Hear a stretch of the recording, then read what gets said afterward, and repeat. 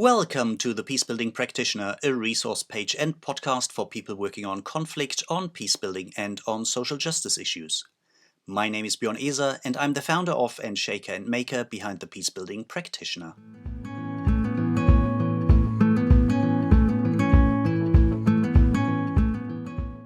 And today you're listening already to the third episode of season number 2 of the Peacebuilding Practitioners podcast. In this episode, Antonia will talk about the geometry of conflict and how a change in mindset affects the way we report about conflict settings. So let's get going. Welcome, Antonia.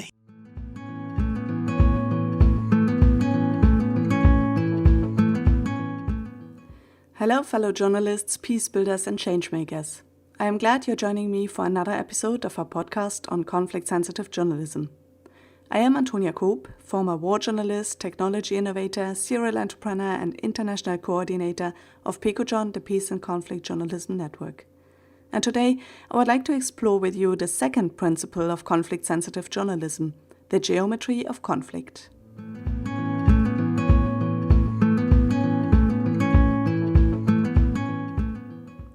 Principle 2. Framing the conflict. Two-party versus round-table geometry. The second principle is all about framing. But before we can look at how journalists frame conflicts in their reporting, I think we should take a look into our own heads. Most of us human beings have not been trained on analyzing conflict or on questioning and dissecting the conflict narratives presented to us. Naturally, and due to the cultural imprint we have received through our upbringing, we tend to look at conflicts in a relatively simple way. Who is against whom? And what is the conflict about? We think of a conflict as Party A versus Party B, quarreling over something they both want or they can't agree on. In reality, conflicts are rarely that clear-cut and simple. Traditional reporting of conflict tends to fall into the same trap of oversimplification. There are several reasons for this. First, journalists are human beings, and we struggle against the same assumptions, biases, and cultural frames in our heads everyone else struggles with. Few journalists have learned to analyze conflict in a systemic and scientific way, and so we often don't question the simple A versus B logic. The second reason for conflict being overly simplified in the media lies in the evolution of conflict journalism. The first war reporters were either part of the army or following in its footsteps in what we would today call embedded reporting. Their reporting was aimed at sending back messages from the front, messages that were supposed to share the glory of our army and the progress made and victories won. Essentially, they were part of the propaganda machinery. For the first war reporters, their world therefore was quite simple. There was our side, and there was the enemy, a mindset that we're still struggling to overcome. The third factor for how media simplifies conflict is rooted in how we perceive our audiences and readers. Journalists are acutely aware that their audiences have short attention spans. The news are read over breakfast or on the tablet while commuting to work, and most readers want the crucial facts quickly but lack patience with in-depth explanations. The complexity of conflict doesn't sit well in this format. To make the complicated digestible and fit for format, and sometimes constrained by their own limited understanding, journalists tend to oversimplify conflicts, reporting them in a way that Jake Lynch called the two-party geometry. Two-party geometry means conflict is seen as dual, with two parties fighting over one goal. The simple A versus B logic I described earlier. Seeing conflict as dual has implications. In such a logic, the parties are opponents. Every gain of one party is a loss for the other party. The only way to get what one party wants is by defeating the other.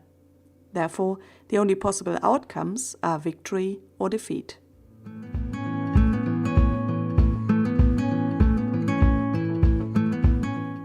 Journalists count the wins and losses, focusing on the death toll, territory won or lost, and the equipments used by the opponent.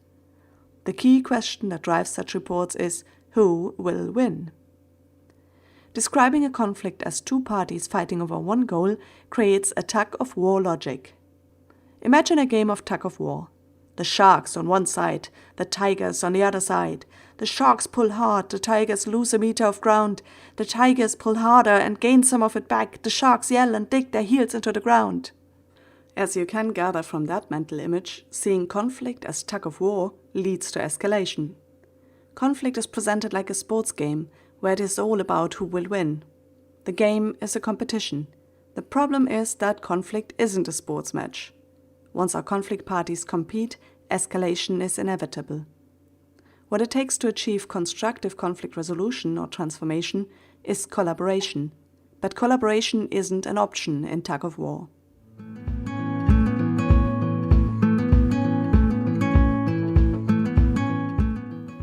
From a journalist's point of view, reporting a conflict as a tug of war is not a peace-building problem. Journalists might rightfully argue that peace-building isn't their job. But two-party geometry is also a failure of accuracy. Conflicts are never that simple. There are never two parties only that fight over one simple thing. Conflicts are messy. Accuracy is a genuine journalistic requirement, and to be accurate, our reporting needs to capture that mess. How do we do that? Reporting conflict accurately requires journalists to identify all stakeholders and give all of them equal opportunity to express their perspectives, interests, and needs. In conflict-sensitive journalism, reporters identify the many diverse stakeholders. Instead of aggregating them into two parties, journalists explore their unique interests and needs and see each of their contributions as equally important regardless of their status, power, or numbers. By presenting the views of multiple diverse stakeholders, media reports become a channel for communication among the various actors in a conflict situation. This is discursive journalism in action. Our reports open a round table where each stakeholder has their place and the issues can be laid open to be worked on together. The key questions are not who will win, but who is involved and what do all these stakeholders really want. These questions open up dialogue. They encourage collaboration instead of stressing adversity and contradictions. Journalists here are not asked to go beyond their mandate. They do not argue for a particular party or cause. They do not provide solutions. But by being genuinely journalistic, their work becomes a catalyst for collaboration. And only through collaboration can our villagers pull the goat back out of the well. Let me give you an example.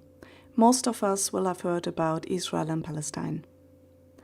Now, thinking about that conflict, which has accompanied us for generations, in most of our heads we think of Israel versus Palestine, a classical example for two-party geometry. Now, Israel and Palestine are not very homogeneous societies. When we take a closer look, two-party geometry falls into many smaller pieces. Let's take Israel. Israel is a society that is composed of many different cultures. People have immigrated to Israel from all over the world. Last time, I think, a quarter of the population came from the region that was the former Soviet Union or Russia. People have immigrated from countries on the African continent, from Europe, from the United States, from all over the place. This creates a melting pot of different cultures. Israel also has a significant Arabic community and a Muslim community, so it is not all Jewish. Even among the Jewish members of Israel's society, there are vast differences. There are the very modern, moderate Jewish communities of Tel Aviv, and then there are the very traditional ones, many of them living in Jerusalem. So those have very different views on society today, very different ideas about how things are supposed to be run, and they're often in conflict with each other. The Palestinian side doesn't look much smoother. On the Palestinian side, we often think of a Muslim community, but Palestine has a lot of Christian community members as well. Between the Christian and the Muslim community members, there isn't always harmony either. Within the country, there are those fractions that just want to create a moderate living environment for themselves, and there are those forces who think in their struggle for independence, for their own state, violence is a justifiable means to the end. So within those societies, there are a lot of contradictions internally and, of course, against the various other groups involved. But there are also commonalities, and sometimes you find them in places where you don't look. For example, I remember being told about a charity that has set up, and they call themselves the Bereaved Families Movement. Those are people from the Israeli side as well as the Palestinian side who suddenly found that they had a lot in common. They all lost family members and even children because of the conflict, and so they chose to work together to solve the problems. So I think this example shows us that while from the outside, taking a helicopter view, often conflicts look like they are composed of two parties only, but when we take a closer look, we find out there are a lot of different stakeholders, different interests, different perspectives involved, and different ideas for what might be a possible solution.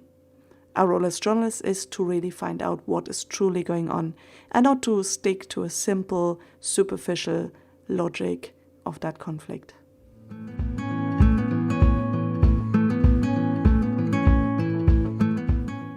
This is by no means a comprehensive analysis of this particular conflict. It's just an example. But I think it shows very nicely the second principle of conflict-sensitive journalism. The second principle of conflict-sensitive journalism is to be very mindful of the geometry of conflict. Presenting conflict in a simplified way that resembles a tug-of-war or a soccer match is plain inaccurate. Instead, journalists need to explore the complexity of conflict, the diverse stakeholders and their needs. They present conflict as a round table where each party has its own unique place and the parties are required to collaborate to solve the problem together. To do this, we need to overcome our own biases and need to abandon those journalistic habits that have accompanied us since the first embedded journalists who reported from the battlefields. The biggest challenge is to find ways to then fit our complex conflict stories into a format that our readers and audience can fit into their busy life. How to do that? We'll work on that in our next episodes when looking at the other tools in the conflict-sensitive journalism toolbox.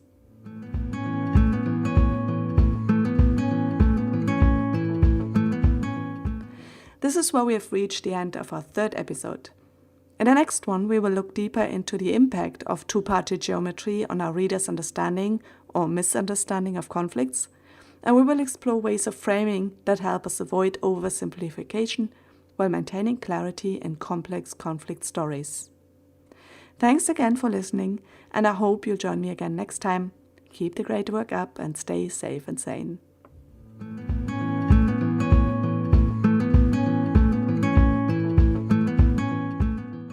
So much for today. I hope you enjoyed today's episode. Make sure you hit the subscribe button so you won't miss out on any of the future episodes. And I would really appreciate if you leave me a rating on iTunes, on Spotify, Stitcher, or wherever you listen to your favorite podcasts.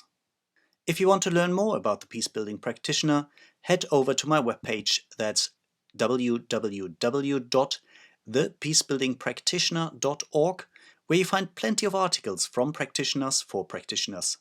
And if you want to dive even deeper into this field of work, join us for one of our online courses. If you want to learn more about that, just get in contact with me. You find the contact details in the show notes or on my webpage.